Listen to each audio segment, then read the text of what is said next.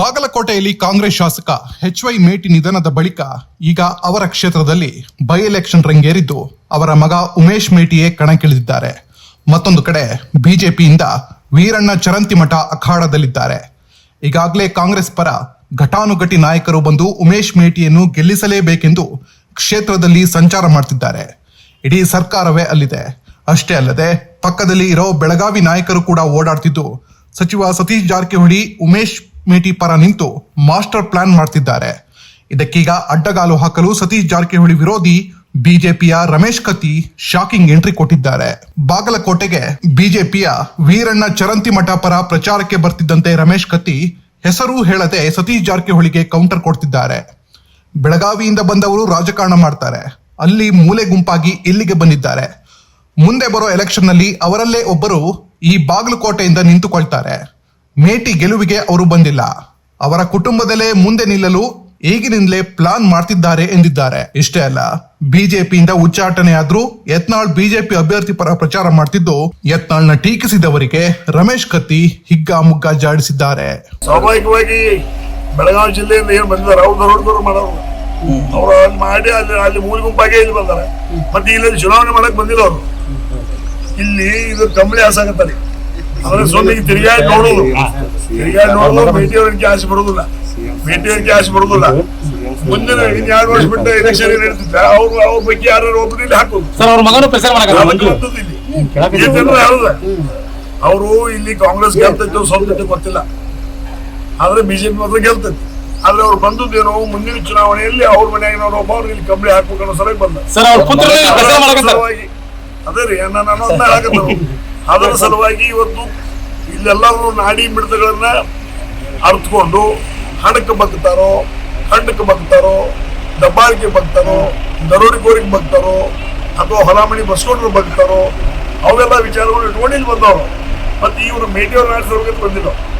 ಇದನ್ನ ಪರ್ಸೆಂಟ್ ನೋಡ್ಕೊಂಡು ಮುಂದಿನ ಚುನಾವಣೆಯಲ್ಲಿ ಅವ್ರು ಯಾರು ಒಬ್ರು ಸರ್ ಈಗ ಬಂದಂತ ಗಲಾಟೆ ಮಾಡಿದಂತ ಹುಡುಗರೆಲ್ಲ ಬೇರೆ ಬೇರೆ ಜಿಲ್ಲೆಯವರು, ಅದು ತಮ್ಮ ಜಿಲ್ಲೆಯವರು ಕೂಡ ಇದ್ದಾರೆ.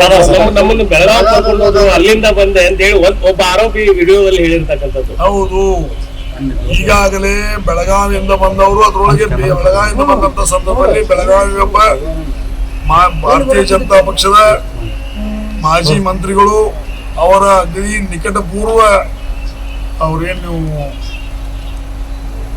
ಪೂರ್ವ ಅವ್ರದ್ದು ಪರ್ಸನಲ್ ಅಸಿಸ್ಟೆಂಟ್ ಏನಂತಿರ್ಲ, ಆಪ್ತ ಸಹಾಯಕರು ಭೀಮಗೌಡ ಪಾಟೀಲನವರು ಅದ್ರೊಳಗ ನಮ್ಮ ಗೋಕಾಕದ ನಗರಸಭೆ ಮಾಜಿ ಅಧ್ಯಕ್ಷರು ಅದಾರ, ಮಾಜಿ ಜಿಲ್ಲಾ ಪಂಚಾಯತಿ ಎಲ್ಲ ನಮ್ಮ ಪಕ್ಷದವ್ರ. ನಿನ್ನೆ ಗಲಾಟೆ ಒಳಗೆ ಇವು ಸರ್ವಸಾಧಾರಣವಾಗಿ ಏನ್ ನಮ್ಮ ಬೆಳಗಾವಿ ಜಿಲ್ಲೆಯಿಂದ ಬಂದವರು ಅದಾರ, ಇಡೀ ಬೆಳಗಾವಿ ಜಿಲ್ಲೆಯವರಲ್ಲ, ಅವರು ಸೀಮಿತವಾಗಿರ್ತಕ್ಕಂಥ 1-2 ತಾಲೂಕಿಗೆ ಸೀಮಿತವಾಗಿರ್ತಕ್ಕಂಥವ್ರು ಅದಾರ. ಅವ್ರ ಉದ್ಯೋಗನ ಅದ. ಅದು ಇವತ್ತು ದಿವಸ ಆ ಸರ್ಕಾರ ಬಂದ್ರೆ ನಮ್ಮ ಭಾರತೀಯ ಜನತಾ ಪಕ್ಷದ ಮಂತ್ರಿ ಜೊತೆ ಇರ್ತಾರೆ, ಈ ಸರ್ಕಾರ ಬಂದ್ರೆ ಕಾಂಗ್ರೆಸ್ ಮಂತ್ರಿ ಜೊತೆ ತಿರುಗಾಡ್ತಾರೆ, ಕೆಲಸ ಮಾಡ. ಅಂದ್ರೆ ಬಾಗಲಕೋಟೆಯ ಶಾಂತವಾಗಿದ್ದಂತ ಬಾಗಲಕೋಟೆಗೆ ಬೆಳಗಾವಿ ರಾಜಕಾರಣ ನುಗ್ಗಕ್ಕಂತೈತೆ. ಈ ಜಿಲ್ಲೆನ ಆಕ್ರಮಿಸಿಕೊಳ್ಳುವಂತ ಸಾಧ್ಯತೆಗಳೇನಾದ್ರು ನುಗ್ಗಾಕ ಬಿಡುದಿಲ್ಲ ಅನ್ನೋ ಸಲುವಾಗಿ ರಮೇಶ್ ಕತ್ತಿ ಇಲ್ಲಿ ಬಂದ ಮಾತ್ರ ಹೇಳಿಕೆ ಇಚ್ಛೆ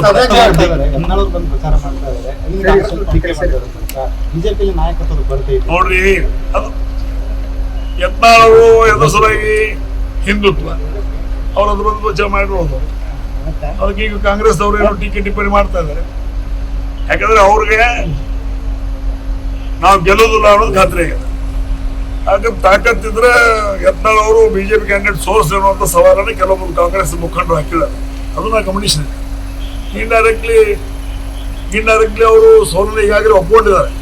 ಸುಮ್ಮನೆ ಇಂತ ಈ ಯತ್ನಾಳ್ ಅವರು ಬಂದು ಏನೋ ಮಾತಾಡಿದಾಗ ಅಂದ್ರೆ ಬಿಜೆಪಿಯಲ್ಲಿ ಯತ್ನಾಳ್ ಅವರು ಸಸ್ಪೆಂಡ್ ಆಗ್ಯಾರ ವಿಷಯ ತಗೊಂಡು ಏನೋ ಮಾತಾಡಿದ್ದಾರೆ.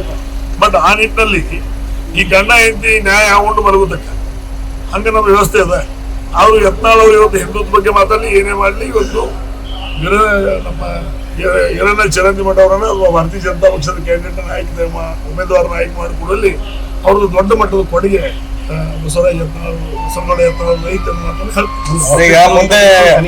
ಬರುವಂತ ನಿರ್ಮಾಣಗಳಲ್ಲಿ ಅಲ್ಲ ಹೇಳಿದೀನಿ, ಈಗೂ ಹೇಳ್ತೀನಿ, ಮುಂದೂ ಹೇಳ್ತೀನಿ. ಆದ್ರೆ ಆ ಒಂದು ವಿಚಾರದಲ್ಲಿ ಸಾಕಷ್ಟು ಕೂತು ಮಾತನಾಡೋದ್ರ ಮುಖಾಂತರ ಬರುವಂತ ನಿರ್ಮಾಣಗಳಲ್ಲಿ ಬಸವರಾಜ ಯತ್ನಾಳ್ ಒಳ್ಳೆ ಭವಿಷ್ಯ ಇದೆ ಅಂತ ಮಾತನ್ನ ಬಾಗಲಕೋಟೆ ಒಳಗ BU ಸಂಘದ ಮೆಡಿಕಲ್ ಕಾಲೇಜಿನಲ್ಲಿ ಇರ್ತಕ್ಕಂಥ ವಿದ್ಯಾರ್ಥಿಗಳಿಗೆ ಬಿಜೆಪಿ ವೋಟ್ ಹಾಕಿದ್ರೆ ನಿಮ್ಗೆ ಜೈಲಿಗೆ ಹಾಕ್ತೀವಿ ಅಂತ ಕಾಂಗ್ರೆಸ್ ಅವ್ರು ಕರಪತ್ರ ಹಂಚಂದ್ರೆ ಅದು ಅವರ ಮೂಲ ಮನೋಭಾವ, ಅವರ ಮೊದಲಿನ ಪರಿಸ್ಥಿತಿಯನ್ನು ತೋರಿಸ್ತದೆ. ಅವರು ಯಾವ ಮಾನಸಿಕ ಸ್ಥಿತಿಯವರು ಅನ್ನೋದು ನಿನ್ನಿನ ಒಂದು ಪ್ರಕರಣ ಇಡೀ ರಾಜ್ಯಕ್ಕೆ ಗುರ್ತ ಮಾಡ್ತದೆ. ಬೆಳಗಾವಿ ಜಿಲ್ಲೆಯೂ ಸಾಕಷ್ಟು ಕಡೆ ಮಾಡಿದ್ರು, ಅದಕ್ಕೆ ಎಲ್ಲಿ ಕುಂಡಿಸ್ಬೇಕು ಅಲ್ಲಿ ಕುಂಡಿಸುವ ವ್ಯವಸ್ಥೆ ಮಾಡಿದ್ರು. ಬೆಳಗಾವಿ ಜಿಲ್ಲೆಯ ಸತೀಶ್ ಜಾರಕಿಹೊಳಿ ಈ ಚುನಾವಣೆ ಕಾಂಗ್ರೆಸ್ ಉಸ್ತುವಾರಿ ಇರ್ತಾರೆ. ನಿಮ್ಮದು ಬೆಳಗಾವಿ ಟೀಮ್ ಇಲ್ಲಿ ಬಂದು 2 ತಿಂಗಳಿಂದ ಟೆಕ್ಕ ಏನಾಗ್ಬೋದು ಸರ್ ಫಲಿತಾಂಶ? ಫಲಿತಾಂಶ ಬಿಜೆಪಿ ಇವತ್ತು ಯಾರು ಭಾಗವಹಿಸಿದವರು ಮಾತ್ರವಿಲ್ಲ. ಇವತ್ತಿನ ದಿವಸ ಅವ್ರು ಬಂದು ಭಾಗವಹಿಸ್ಯಾರ, ಅವ್ರು ಉಸ್ತುವಾರಿ ಮಾಡಿದಾರೆ, ಇವರು ಉಸ್ತುವಾರಿ ಮಾಡಿದಾರೆ ಅನ್ನುವಂಥದ್ದು ಮಾತಿಲ್ಲ. ಈಗ ನಿನ್ನಿನ ಘಟನೆ ನೀವು ನೋಡಿದ್ರಿ, ಶಾಂತಿಗೆ ಪ್ರಿಯವಾಗಿರ್ತಕ್ಕಂಥ ಈ ಒಂದು ಭಾಗ, ಈ ಒಂದು ಜಿಲ್ಲೆ ಶಾಂತಿ ಪ್ರಿಯರು, ತತ್ವ ನಿಷ್ಠೆಗಳನ್ನು ಮೈಗೂಡಿಸ್ಕೊಂಡವರು. ಅಂಥ ಒಂದು ಪರಿಸ್ಥಿತಿಯಲ್ಲಿ ಇವತ್ತು ಹೋಗಿ ಆರೋಗ್ಯ ಸುಧಾರಿಸ್ಕೊಳ್ಳುವಂಥ ಪರಿಸ್ಥಿತಿಯಲ್ಲಿ ಅಲ್ಲಿ ಹೋಗಿ ದಂಗೆ ಮಾಡಿ ಆ ಹೋಗು ಈ ಹೋಗು ಗುಂಡಾಗಿರಿ ಮಾಡುವಂಥ ಆ ಪ್ರವೃತ್ತಿ ಮೊದಲಿಂದ ಅವ್ರು ಬಂದಿದೆ. ಬಟ್ ಇದನ್ನ ಜನ ಅರ್ಥ ಮಾಡ್ಕೊಳ್ತಾ ನಾನು ಭಾವಿಸ್ತೀನಿ. ಮತ್ತು ಬರುವಂಥ ದಿನಮಾನಗಳಲ್ಲಿ ಇಂಥ ಒಂದು ವ್ಯವಸ್ಥೆ ನಮ್ಮ ಜಿಲ್ಲೆಯಲ್ಲಿ ಇರಬಾರ್ದು ಅನ್ನುವಂಥ ದೃಷ್ಟಿಯಲ್ಲಿ ಚರಂತ್ ಮಂಡಿ ಅವರಿಗೆ ಹೆಚ್ಚಿನ ರೀತಿಯಲ್ಲಿ ಎಲ್ಲರೂ ಕೂಡ ಆಶೀರ್ವಾದ ಮಾಡಿ ಅವ್ರನ್ನ ಪ್ರಚಾರ ಬಹುಮತ ಆಯ್ಕೆ ಮಾಡಿ ಕೊಡ್ಬೇಕಂತ ಸರ್ವರಲ್ಲಿ ವಿನಂತಿ. ಸಿಎಂ ಮತ್ತೆ ಸಚಿವರು ಬಂದಿದ್ದಾರೆ, ನಾಳೆನೂ ಕೂಡ ಪುನಃ ಸಿಎಂ ಮತ್ತೆ ಬರ್ತಾರೆ. 5 ದಿನಗಳ ಕಾಲಕ್ಷೇತ್ರದಲ್ಲಿ ಬೇಡ್ಕೊಳ್ತಾರೆ ಅಂತ. ಇದೇನು ಸೋಲಿನ ಭೀತಿನ ಸರ್ ಏನಂತ? ಸ್ವಾಭಾವಿಕವಾಗಿ ಈ ಬಿಟ್ಟಿ ಭಾಗ್ಯಗಳನ್ನ ಇವುಗಳನ್ನ ಕೊಡೋದ್ರ ಮುಖಾಂತರ ಎಲ್ಲರ ಕಡೆ ಫೇಲ್ಯೂರ್ ಆಗಿದ್ದಾರೆ. ಅದನ್ನ ಅವ್ರಿಗೆ ಅರ್ಥ ಆಗಿದೆ. ಅದ್ರ ಜೊತೆಗೆ ಮಣ್ಣಿನ ಬಜೆಟ್ ನೋಡಿರ್ಬೋದು, ಮಣ್ಣಿನ ಬಜೆಟ್ನಲ್ಲೂ ಸಹಿತ ಅವ್ರು ಯಾವ ರೀತಿ ತಮ್ಮಷ್ಟಕ್ಕೆ ತಾವೇ ನಮ್ಮ ಸರ್ಕಾರದಲ್ಲಿ ಏನಿಲ್ಲ ಅನ್ನುವಂಥ ನಿಟ್ಟಿನಲ್ಲಿ ಅವರು ಬಜೆಟ್ನಲ್ಲಿ ಸಹಿತ ಒಪ್ಕೊಂಡಿದ್ದಾರೆ. ಆ ನಿಟ್ಟಿನಲ್ಲಿ ಸ್ವಾಭಾವಿಕವಾಗಿ ಇವತ್ತು ಈ ಒಂದು ಚುನಾವಣೆಯನ್ನು ನಾವು ಗೆಲ್ತೀವಿ ಅನ್ನೋದು ಭಾವನೆ ಇಟ್ಕೊಂಡು ಇವತ್ತು ಮುಖ್ಯಮಂತ್ರಿಯಾಗಿ ಬರ್ತಿರ್ಬೋದು. ಆದರೆ ಪದೇ ಬರ್ತಾ ಇದ್ದಾರೆ ಅಂದ್ರೆ ಅವ್ರಿಗೆ ಬಹುಶಃ ಸೋಲಿನ ಭೀತಿ ಬಹಳ ದೊಡ್ಡದಾಗಿ ಅವ್ರಿಗೆ ಕಾಡ್ತಾರೆ. ಸರ್, ಕೆಪಿಸಿಸಿ ಅಧ್ಯಕ್ಷರು ಸುದ್ದಿಗೋಷ್ಠಿಯಲ್ಲಿ ವಿದ್ಯಾರ್ಥಿಗಳು ಮತದಾನ ಮಾಡಕ್ಕೆ ಬಂದ್ರೆ ಅವ್ರನ್ನ ಅರೆಸ್ಟ್ ಮಾಡಿಸ್ತೀವಿ ಅಂತ ಹೇಳಿ ಒಂದು ಹೇಳಿಕೆ ಎಲ್ಲ ಕೊಟ್ಟರು. ಅದು ಪೂರಕವಾಗಿ ಈಗ ಗಲಾಟೆ ಆಗುತ್ತೆ. ಏನ್ ಹೇಳ್ತೀವಿ ಸರ್?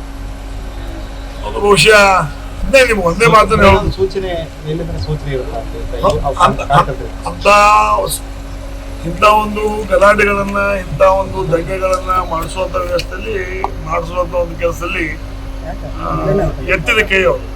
ಆ ಒಂದು ನಿಟ್ಟಿನಲ್ಲಿ ಇವತ್ತು ಅವರು ಆ ರೀತಿಯ ಹೇಳಿಕೆ ಕೊಡೋದ್ರ ಮುಖಾಂತರ ಎಲ್ಲಾ ಸಮಾಜಗಳಲ್ಲಿ ಅಥವಾ ನಮ್ಮ ಯುವಕ ಮಿತ್ರರಲ್ಲಿ ಗೊಂದಲ ಸೃಷ್ಟಿ ಮಾಡುವಂತ ಕೆಲಸ, ಭಯದ ವಾತಾವರಣ ಹುಟ್ಟಿಸೋದು, ಗೊಂದಲ ಸೃಷ್ಟಿ ಮಾಡೋದು, ಇದೆಲ್ಲ ಅವ್ರದೊಂದು ಮನೋಸ್ಥಿತಿಯನ್ನು ಮಾತನ್ನು ಹೇಳ್ತಾ ಇದ್ದೀವಿ. ಬಟ್ ಅದಕ್ಕೆ ಯಾರು ನಾವು ಇದೀವಿ ಅದನ್ನ ನೋಡ್ಕೊಂಡು ನಾವು ಇದೀವಿ, ಅದಕ್ಕೆ ನಾವು ಬಂದೀವಿ.